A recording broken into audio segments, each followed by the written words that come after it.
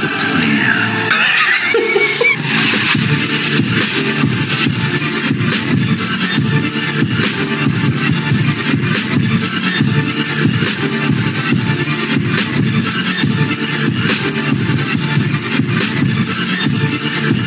People don't like you for being yourself.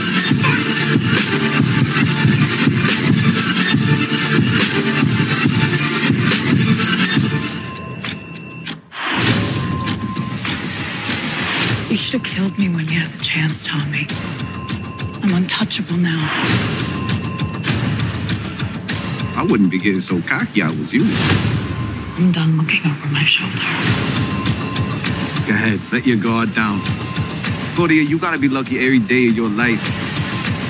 I only gotta be lucky once. What's going on, YouTube? We back in the Low Key Cave. Keyshawn Nine's YouTube page, aka Mr. Low Key, aka the Low Key Cave. And we are back with another TV show review, and we got Power Book 4 Force, Season 2, Episode 10, Season Finale, Powered Up, Power, and Respect.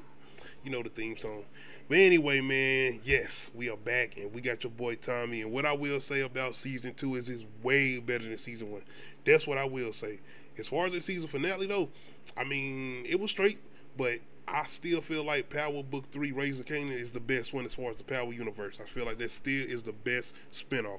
I got Power Book 3 spoiler review coming soon, too. I haven't got on there yet. But anyway, man, going into this one, of course, your boy Tommy know that Vic is a snitch. So now he didn't let Diamond know, and Diamond pretty much on Tommy's ass. Like, nigga, I told you, you was talking about Jannar, but it was your boy, this showman. But Tommy, he tell him he got a plan. So now they putting some things together because you know they trying to do this whole thing with the Serbs, Miguel, and all of that, and them trying to be the main core plug out of Chicago as far as dealing with the cartel. The cops, Stacy, them. Diamond and Tommy pretty much feed your boy some false information so he can go back and tell Stacy them. So now we trying to see how this gonna play out because he don't got the exact location, but he do know it's gonna be a meeting. If not that day, the next day or whatever. So Stacy and them feeling like, as far as the cops, like they got him now. All they gotta do is find this location and get ready to prepare. SWAT meet. As far as everything else with your girl Claudia, she feel like she on the up and up, man. She done made this big move with her girlfriend bringing in all this money. And now she making this play with the cartel out of Detroit. And now with the Serbs on the side, she pretty much roll up on Tommy like, nigga, what's up? Nigga, I got this now. I ain't scared of you no more. I'm not hiding for you no more. I'm just letting you know if you come after me, you coming after the cartel too. What you want to do? You already know how Tommy is, though. Tommy still talking shit, man. He don't give two shits about that. He telling her, you got to be safe every time. I just got to get my shot one time. It is what it is. On the other end, though, the conversation between Vic and Claudia. I already knew Vic was up to something, man. I didn't know exactly what he was doing, but I knew he was up to something. His whole thing with the speech, he just wants some closure because he pretty much about to leave Detroit, but he really about to go in the weird set because he feel like he finally about to put this shit behind him as far as setting Tommy up and the whole thing with him still sipping over Gloria. Because I thought after the situation with what happened with his pops and what he did with that, I thought maybe my man was getting up out of it, but no. He's definitely still on simp level. That's why he's trying to get up out of here. But Tommy and Miguel's sister, it's like she's serious, man. And I ain't gonna front, I ain't gonna say I had doubts about her, but it was just something about her where I felt like if she got someplace she's trying to do too, outside of getting rid of Miguel, or maybe even she trying to do something over Tommy, but yeah, it don't seem like that's the situation. She definitely is down for Tommy, and even them having this certain moment where he starts to talk about the fact that she choosing him over her brother, it's like, hey, that means something. It means something. And the whole thing with her trying to set up some Barcelona plans, which you know this shit wasn't gonna go through. You know this they wasn't about to go on no happy vacation ending. Like, no, this wasn't about to go happy-go-lucky for these niggas. Okay, can we please get into I'm gonna have to make a list as far as which Power spinoff or which show got the worst sex scenes, and I feel like Force is winning by default right now. We just had that shit last week with Stacy and the cops and they whole little sex scene. Now we got Claudia and her girlfriend, and I'm like, man, this shit, it's just like you ain't feeling no chemistry between these niggas. Like, you could tell, and I think this is on purpose, maybe, because you know Claudia, maybe she do like old girl now. She's starting to seem like it, but you know what old girl is doing for her, and it's probably her falling into that whole thing with like, yo, I got to stay on her good side so she can keep doing what she doing for me. But as far as the whole little playing sex scene, and shout out to the girl that's always coming in singing, because I'm at a point where I'm thinking, are they using this same R&B song every time somebody start to have sex? Like they gotta have the old girl coming in singing. I don't know, but yeah, this shit cringy. I'm sorry, it's very cringy, and I feel like Power Book Force is winning when it comes to the worst sex scenes as far as the Power universe. Your boy Miguel, man, he going through it. You know, the whole thing with his mama, grandma, whoever she was to him. Like I said, it was a little confusing. I ain't saying he wanted her to die, but it just seemed like he wasn't feeling her at all. Like he didn't want her in his space or how he was conducting his business. But then him and this whole passion, I don't know. It just seemed like the writing as far as his character and what he seemed like he was towards her and how he was acting towards her didn't seem like he needed or wanted her around anyway. But I ain't gonna necessarily, like I said in the other review, say he wanted her to die, so I don't know. But yeah, it's gonna be interesting to see definitely how this whole little thing with Claudia and Tommy and her feeling like invincible, or her having a plug now and her pulling up on Tommy and Tommy letting her know like it is what it is. I don't give a fuck. Like I'm still gonna come at you. It is what it is. And Vic pretty much recording Claudia. So yeah, it's funny how this all plays out. The hard-headed ass Mac, man. The hard-headed ass Mac. Give or take, man, you gotta look at D Mac's point of view and all the, I ain't gonna say manipulation, but just the shit surrounding his situation. Him having an uncle or finding out he got an uncle that's pretty much crazy ass drug dealer. His pops, who was never around, finding out he got a pops. Not only that, the fact that his pops is, you know, gay or whatever, but he wasn't really, like, that didn't really matter to him. All it is to D-Mac is he on his get rich or die trying shit. Nigga, I'm a gangster, grandpa, and I'm proud of it. You son of a gangster, grandpa, and I'm proud of it. Like, bro wanted to be a G. Like, he want to be in CBI. That nigga said, nigga, I am a serial killer. Like, I do gangster shit. I'm in these streets. Y'all keep trying to hold me back. Because it becomes a situation where he ends up going to do something for Diamond, which is the situation with the guy who shot Leon. The whole thing is they can't do that because last week we got the information from Jannard that the dude that shot Leon is connected to the main guy that they done clicked up with that's in prison, that Diamond got the relationship with. So if they knock him off, then they gonna fuck this whole little conglomerate they got up, and now they gonna be back at war. So your boy D-Mac say, hey, I ain't in CBI, I got this. And he goes and shoot Leon's killer. So now, of course, the streets, word is getting back fast as hell. Everybody's starting to find out. So now Diamond got to figure out a way to get this shit under control. The only thing is you got Jannard coming in telling him don't say shit to Tommy. So now you know we're going to have this little dynamic coming in with them not giving each other full information, even on Tommy's side, which we're going to talk about later. But now the whole thing with Diamond, but you know what Jannard doing is trying to kind of ease Diamond on that a little bit to bring him closer on his side instead of what he got going on with Tommy. But yeah, man, your boy D-Mac is out here on his G shit. Like, he don't want to hear none of that shit. And he fully goes the fuck off on JP and Kate. Like, telling her, bitch, you don't know me. JP calling him the F word. Like, he went all the way in, telling these niggas, I am in these streets. I don't want to hear none of this shit no more. I'm in the streets. So, it's going to be interesting to see how this play out with D-Mac. Especially with the play they try to make.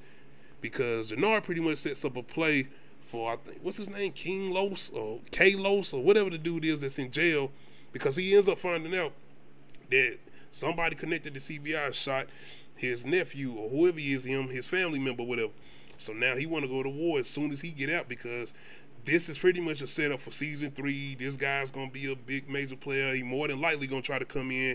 And I'm gonna talk about more of that in the predictions video maybe, but more than likely he gonna want to come in and have a bigger piece outside of what Tommy and Diamond got going on, more than likely. And that's what this cell setup is for season 3.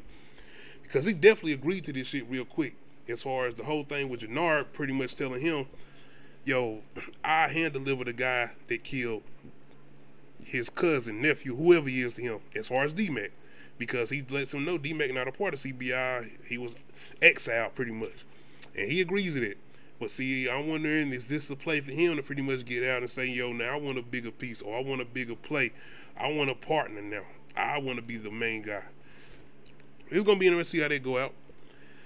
Your girl Claudia, man, Tommy, always got a plan. Because once again, he was feeding this information to Vic to give to the cops.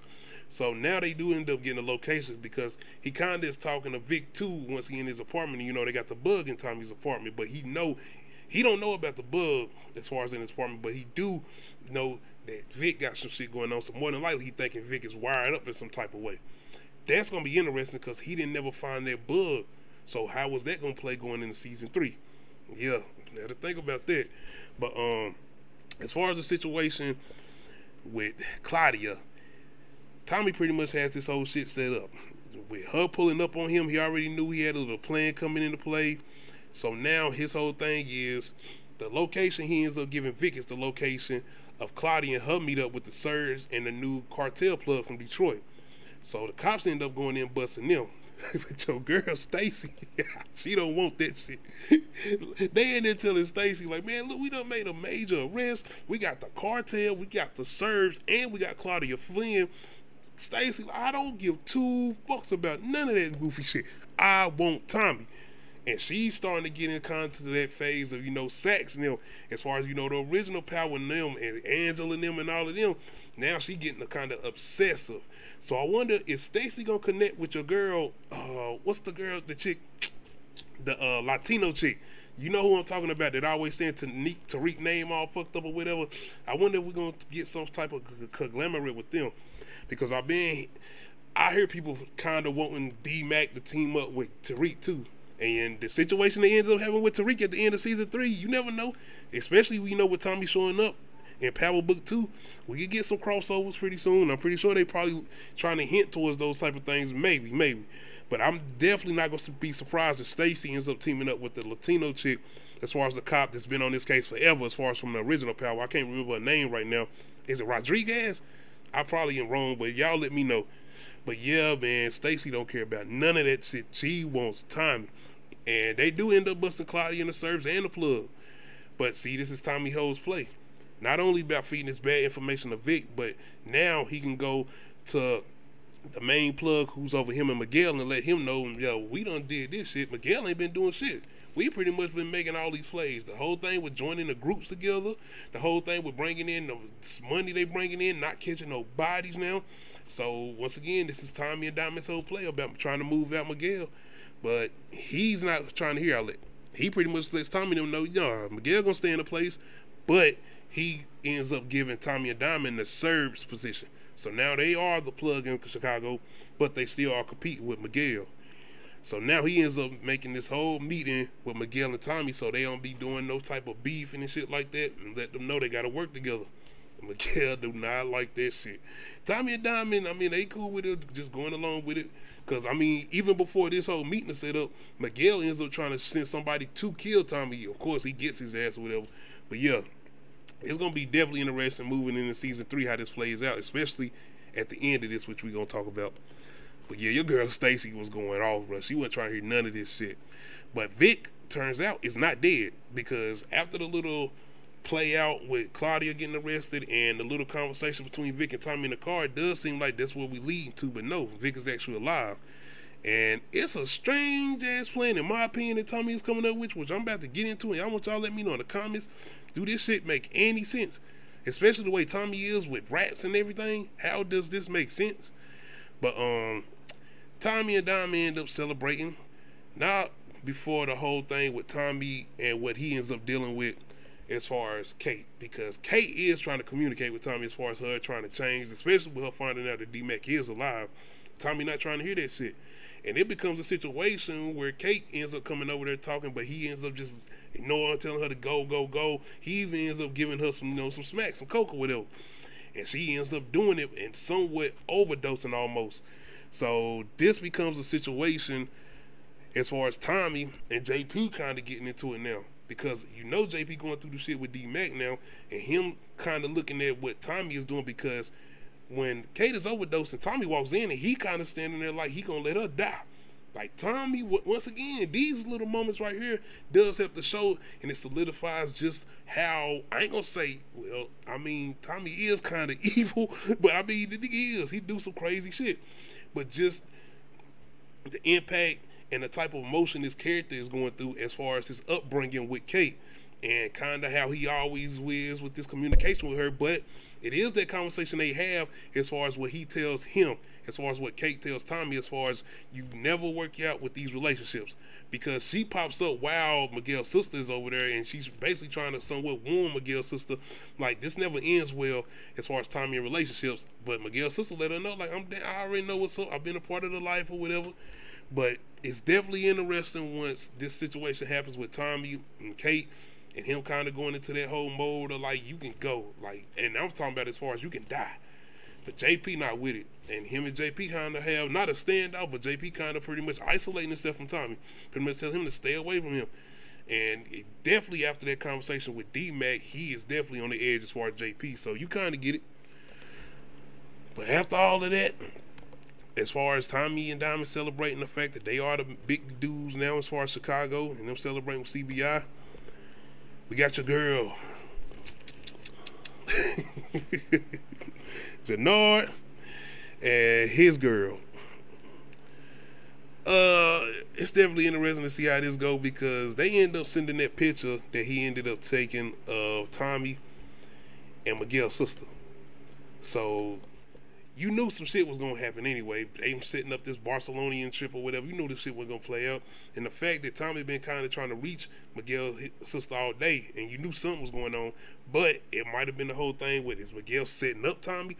I mean, is Miguel's sister setting up Tommy for Miguel, or is he helping Miguel, or she got her own little play coming in? Nah, it's not that situation.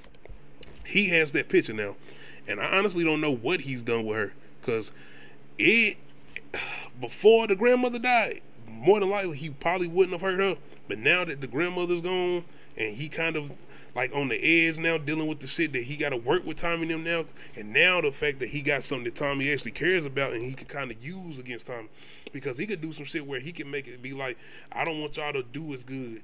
I want it to seem like I'm doing better than y'all, to make himself look better to the main plug, especially with everything Tommy been doing, and him coming kind of Tommy as far as looking like a superhero to the main plug, with him taking out the serves and everything. So now Miguel has this leverage against Tommy. But we do get an interesting conversation between Tommy and Diamond, because it almost seems like Tommy turning into Ghost somewhat, as far as this whole thing with him making these certain moves without communicating with Diamond, and Diamond letting him know. But Diamond is doing the same shit with what he did with D-Mac, and he ain't telling telling Tommy everything.